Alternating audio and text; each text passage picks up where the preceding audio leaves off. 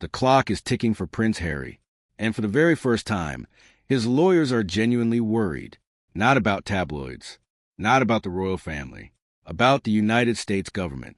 There's a secret lawsuit happening right now in Washington, D.C. A powerful conservative organization called the Heritage Foundation is fighting in federal court to pull out files that could force Prince Harry onto a plane back to the UK. And the most shocking part? The weapon they're using against him is Harry's own words. Words he wrote in his own book. Words he was paid millions of dollars to say. Stay with me, because this story goes much deeper than what the mainstream media is telling you. Let's go back to early 2020. Prince Harry and Meghan Markle have just made the most dramatic exit in royal history. They walked away from the British royal family, away from their titles, away from the palace, and they landed here in the United States, specifically in Montecito, California, a wealthy neighborhood near Santa Barbara. With their 2 children, Archie and Lilibet, Harry got permission to live in America. He got a visa. He went through immigration. He answered the government's questions, and everything seemed fine until January 2023. That is when Harry released his book, Spare. And inside that book, Harry did something almost no public figure has ever done.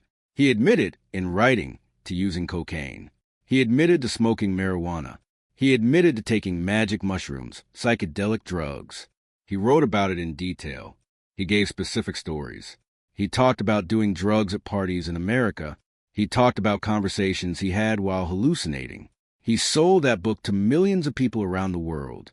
He made tens of millions of dollars from it.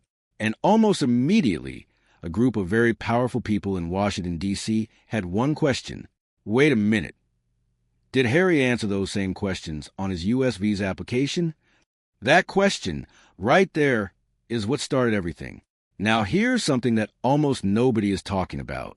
There's reportedly one document connected to this case that Harry's legal team has been desperately trying to keep sealed, and some insiders believe it could contain information that even King Charles doesn't want the public to see.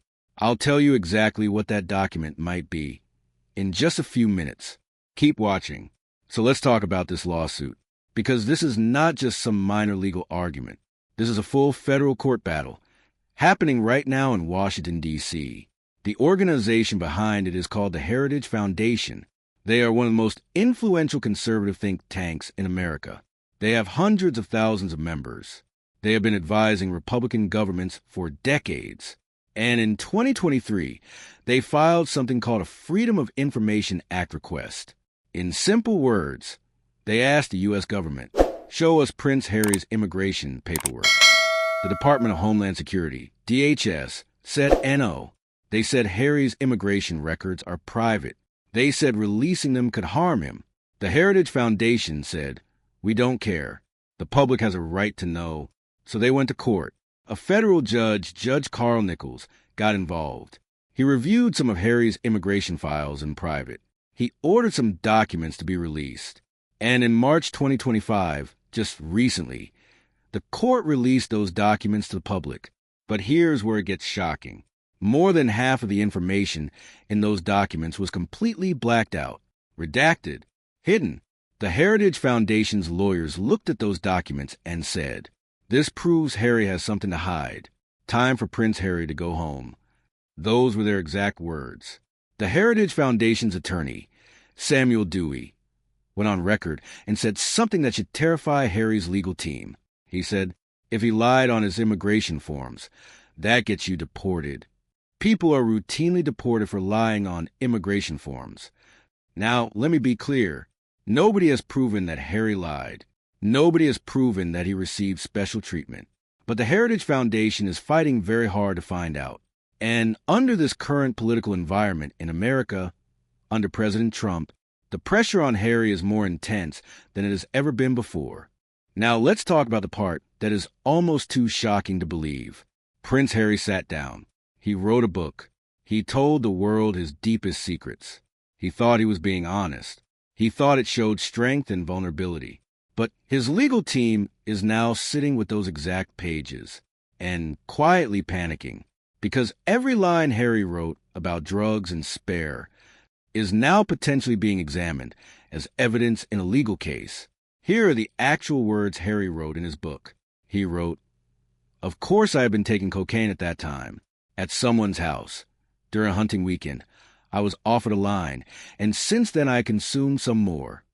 He wrote about using magic mushrooms at a party in Los Angeles, at a celebrity's house in America, on American soil. The Heritage Foundation's lawyers read those words, and then they looked at the questions on a U.S. visa application. One of the key questions on a U.S. immigration form is this: have you ever violated any law relating to controlled substances? And Harry's lawyers are now dealing with a nightmare situation. If Harry answered no to that question on his visa application, and then wrote in a best-selling book that he used cocaine, marijuana, and psychedelic mushrooms, some of which happened on U.S. soil, then he may have made a very serious legal mistake. One legal expert, immigration attorney Charles Cuck, explained this clearly. He said the form question requires you to know the elements of crime. He said, no person in their right mind would answer yes to that question. But the Heritage Foundation's argument is simple. Harry bragged about drug use in writing. Harry sold that information for millions of dollars. Harry waived his privacy by making it public. Their attorney literally said in court, he's talked about it. He's written about it extensively. He has bragged about it and sold that. Now Harry is trapped in what lawyers call a legally impossible position. If he was honest on his visa form, why didn't DHS flag it? Did he get special treatment because of who he is? If he was not honest on his visa form, that's potentially a felony. That's a deportable offense. Either way, it doesn't look good. But here's what's happening completely under the radar right now. There are reportedly secret communications between senior DHS officials about exactly what happened when Harry first applied for his U.S. visa in 2020. Those communications have not been released to the public. The Heritage Foundation is demanding them, and the judge is still deciding what to do, what those secret files might contain. I'll break that down for you coming up. Don't go anywhere.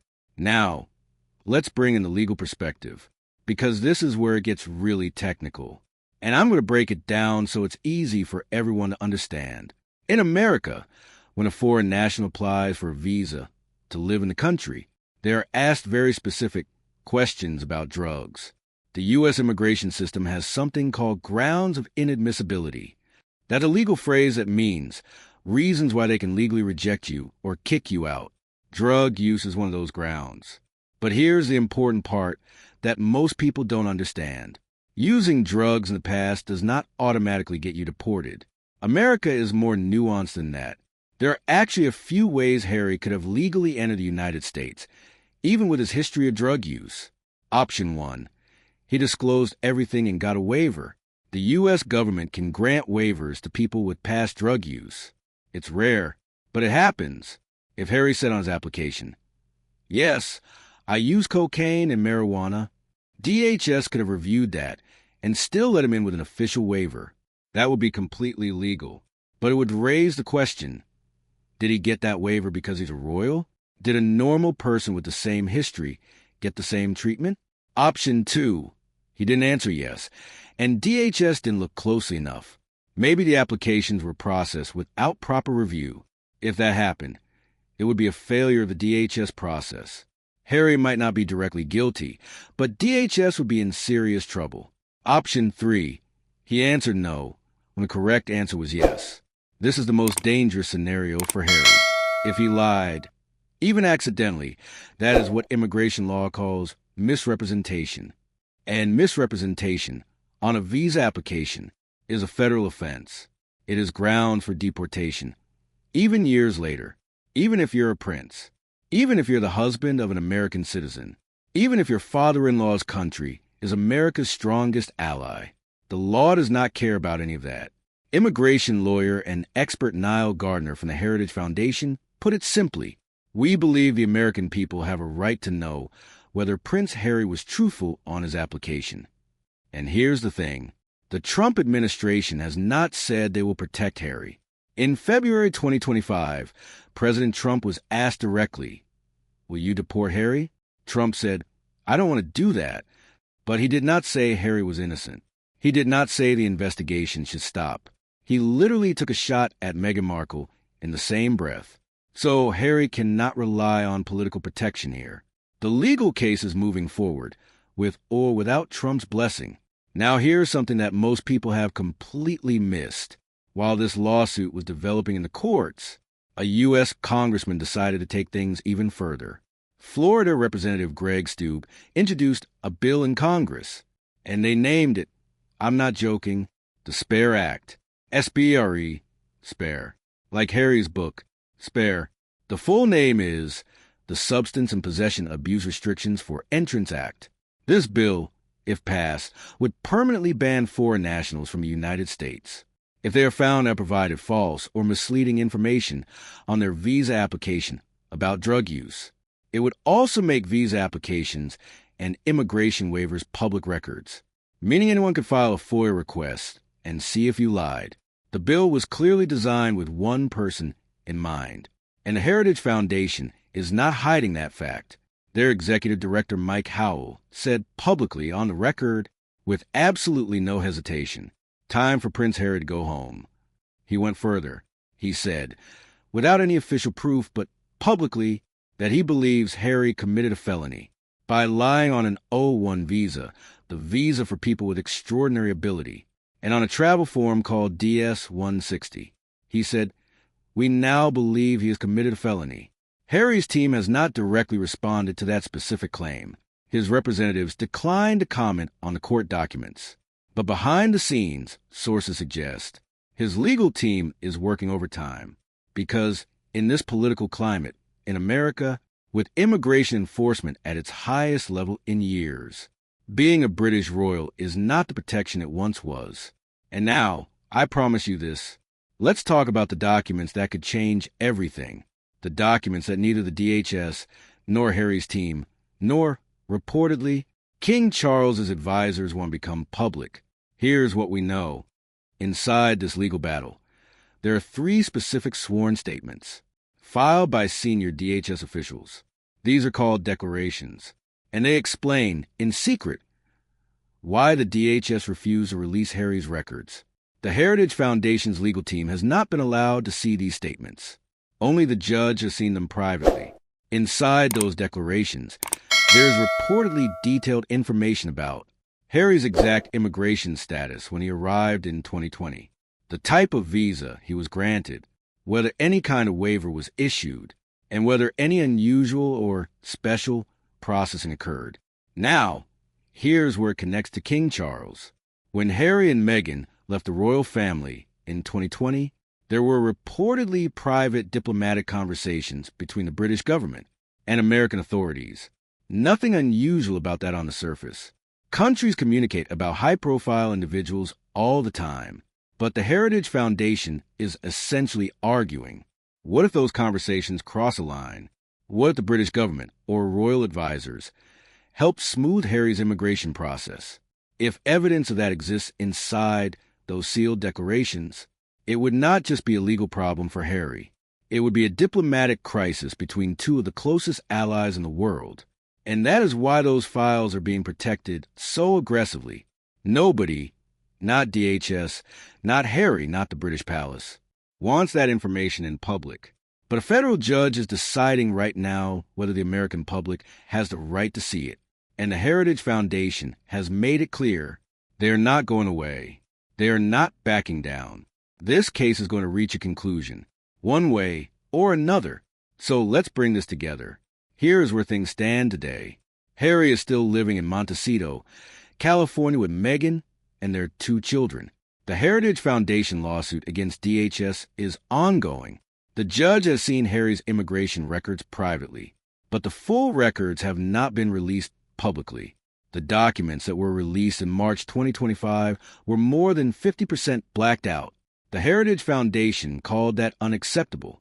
The Trump White House says they won't personally pursue Harry, but the independent legal case continues regardless. Harry's team has declined to comment throughout this entire process. And Harry himself? He was at the opening ceremony of the Invictus Games in Vancouver in February 2025, smiling, waving, looking confident. But his lawyers know something the cameras don't show. The legal threat to his residency in America is real. It is documented. It is in federal court. And it is nowhere close to being over. Here's my honest take. Nobody has proven that Harry broke the law. Nobody has proven he lied. Nobody has proven he got special treatment. But nobody has proven he didn't either. And that is the entire problem. In a country where millions of ordinary immigrants are being deported right now for paperwork errors, for minor overstays, for technicalities, the Heritage Foundation is asking a completely fair question. Should a British prince be treated differently than everyone else? That's not a political question. That's a legal one. And the American courts are going to answer it, whether we like the answer or not. Now I want to hear from you. Should Prince Harry be treated like any other immigrant and face deportation if laws were broken? Or should his royal status and his marriage to an American give him special protection? Drop your answer in the comments right now. This is one of those debates where there is no right answer, and I want to know where you stand. If you found this breakdown useful, hit that like button. It helps more people find this video. And subscribe, because this case is moving fast. The next court decision could come any week now. And when it does, I'll be right here to break it down for you. I'll see you in the next one.